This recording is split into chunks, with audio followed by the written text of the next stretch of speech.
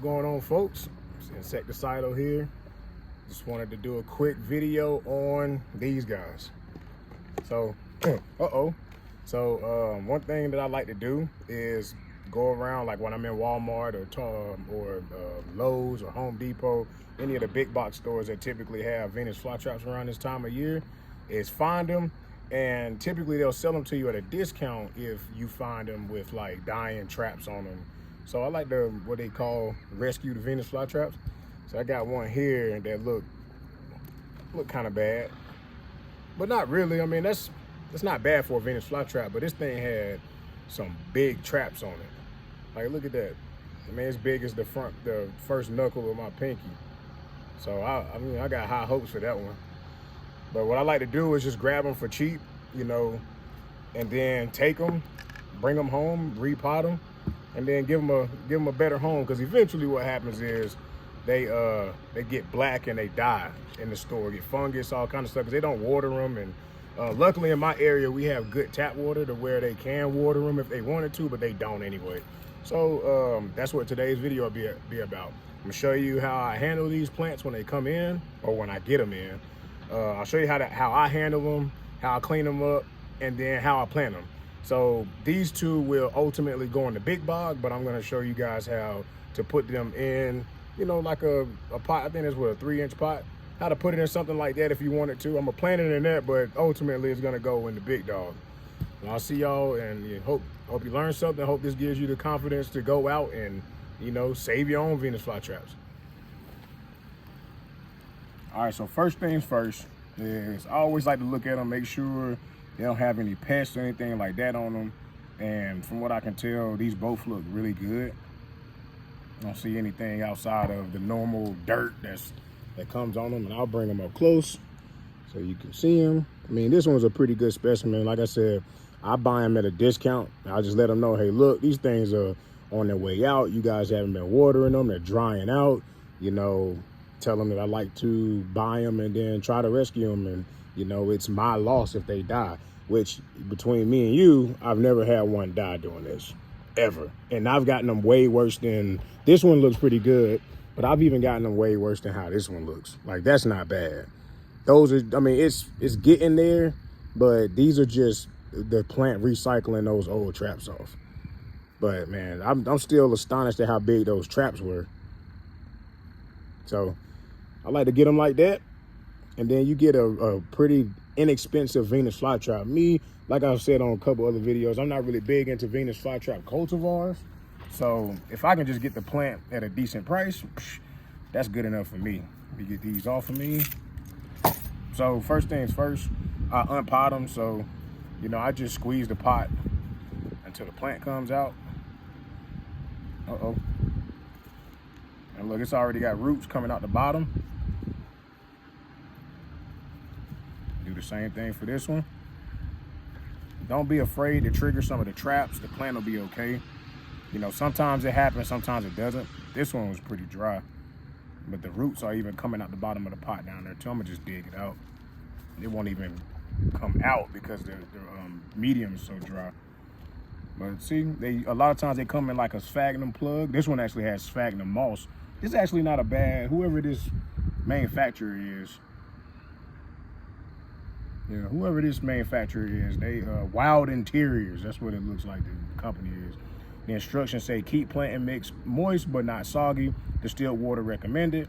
During their spring and summer growing season, Venus flytraps should get 12 hours of direct sunlight per day. During winter and fall, their dormant season, 4 hours of sunlight is recommended. These actually aren't bad growing instructions. I've seen some crazy stuff, and it says 65 to 85 degrees. I'm here to tell you that in the area of the country, which is North Carolina, where Venus flytraps grow, they can definitely handle more than 85 degrees. So don't be afraid if you know, live somewhere a little bit hotter. It gets hotter in my area. And this one, man, hey, this company is actually not bad. This plant looks good. Rhizome still white. I'll bring that close to show you. Rhizome is still white. It's the bud right there that it grows out of. As you can see, man, the plant looks really good. I'm still gonna dunk it, make sure it's cleaned up. I don't really like planting them in sphagnum for this very reason, because you end up breaking a lot of roots when you try to uproot them. But I got a bowl of water here, which is really just a saucer, and I'm gonna just dunk it in there, and I'm gonna leave it in there so the roots don't dry out while I'm working on this one. So same thing here. I'm gonna just break that all the way from the roots, and you can see they wrap this one in sphagnum. Oops, I'm sorry. Wrapped it up in sphagnum. Look at the roots on this thing. This one's a beast. Sometimes you'll end up with multiple plants. That's why I'm going so slow. Or just in case this thing has multiplied and started clumping, you know, I can catch the little divisions, but it doesn't look like it has. This looks like a straight up single plant, which is also cool because they reproduce like crazy for you once you get them. A lot of times I'll take this time to break away any of the black stuff, and I just pinch it off. Let me see, it's a couple of black ones up under here. I'm gonna just pull those off.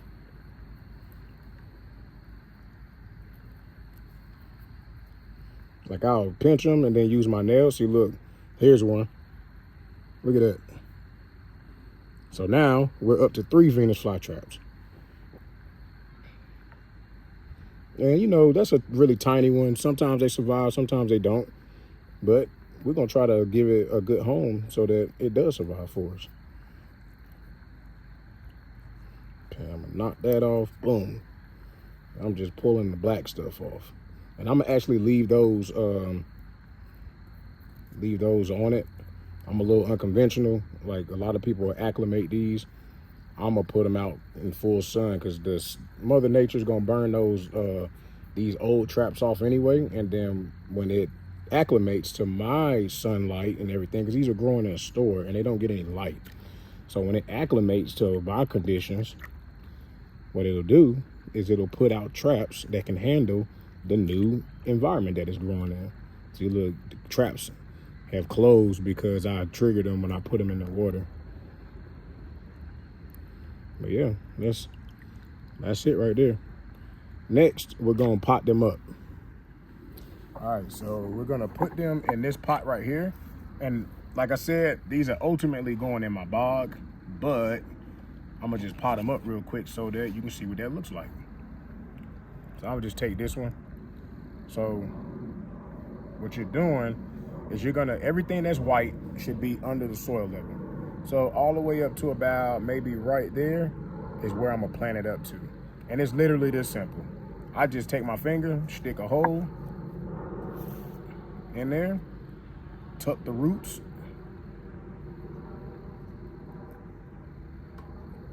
down in there, and I'll kind of like use my fingers to hold the traps up. And then I like to push it to one side, either side or forward or backward. Try to center it if you want. And then I pack the dirt around that white rhizome. Boom. And then I pack it in a little bit like that. And then at this point, it's always smart to water it in, because what the water does is it helps the peat settle around the roots. But yeah, that's it. It's potted up. I mean, theoretically, I would usually top dress this with long fiber sphagnum moss, but I'm going hard on the live sphagnum, so I would put live sphagnum on this and let it grow in. But with Venus flytraps, you definitely have to keep that sphagnum trimmed because it'll definitely overgrow the Venus flytrap. But that's what it looks like after you potted it up. And this is a mixture of 50-50 peat and perlite. You use peat moss that has no fertilizer in it, so no miracle grow stuff. I buy the big bales of Premier peat moss, I think that's what it's called. And then I've got a gigantic bag of perlite that I purchased from Pike Nurseries. It was like, I can't even tell you how much perlite. It's like a 4-foot high bag though. It's super big. But it's lasted me since last summer. But yeah, that's it. That's planting the Venus flytrap. All right, so ultimately, this is where those Venus flytraps will go. So I'm gonna put those Venus flytraps on opposite ends of that middle purpurea. That's a purpurea venosa. The little tiny one, I'm gonna stick him down in the front. I have another really, really small one down here too. I don't even think you can see it. Let's see, I'm gonna scoot this back. There's a really tiny fly trap right there, and then there's another really tiny one right here. You can barely see it. So what I'm gonna do, I'm gonna stick this tiny one down here too. Just make a little indentation, and then stick them in there, and then same thing. I'm gonna just pack the peat around it just to hold it in. And boom, that's it. That's all it needs. And then with these two, same thing. Stick a finger down in there and plant it up. So the first one I said will go, this looks like an empty spot right here. I'm just feeling around to make sure I didn't plant anything right there. That's pine straw.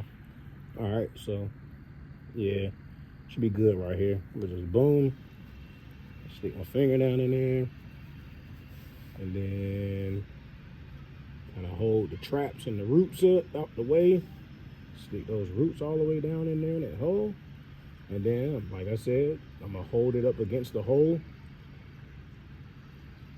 and then pack the peat around it like that.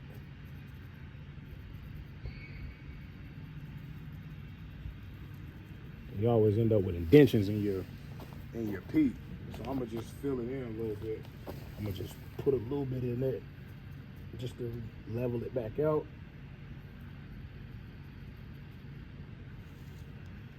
Then I'm gonna sprinkle some live sphagnum around it. There you go. Patch the hole. Boom. Then we're gonna do the same thing with the other one.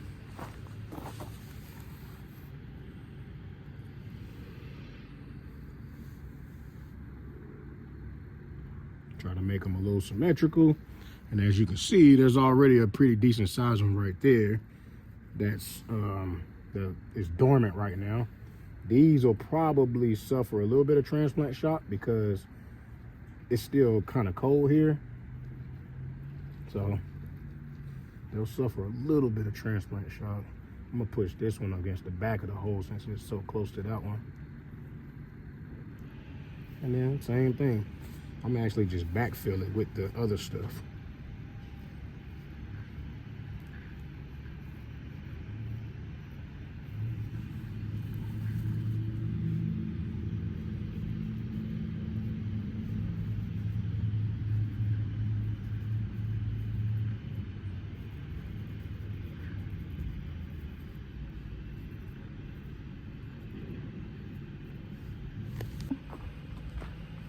Don't forget to water them in, because when you water them in, what that allows is it loosens the peat up and makes it settle around the roots so that the roots have contact with the peat. It keeps the plant from drying out. So I've got old barbecue sauce squirt bottle with rainwater in it. So, you know, just water it around the base of the plant and it'll soak in.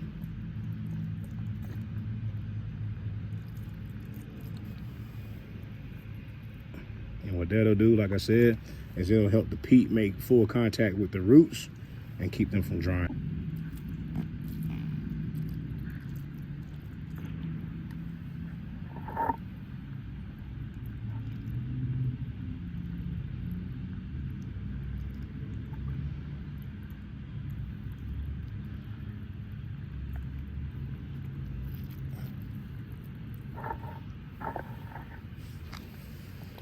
And next, I'm just cover up this hole with sphagnum because the perlite floats.